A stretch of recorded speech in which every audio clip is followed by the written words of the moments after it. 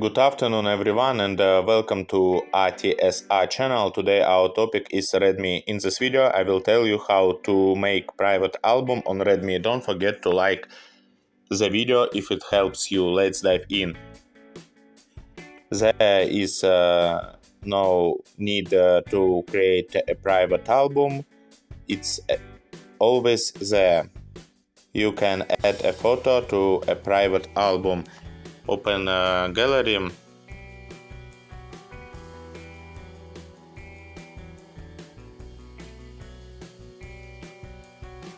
Select photo you need, 3 dots, add to album, choose private album. Okay. Next, to find a private album, follow these steps.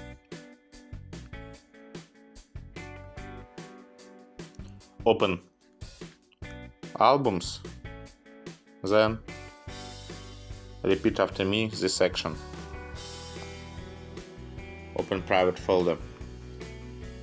Okay, you did it. It was easy and simple. I hope my video was useful. Don't forget to watch my new videos. Subscribe to the channel. Goodbye.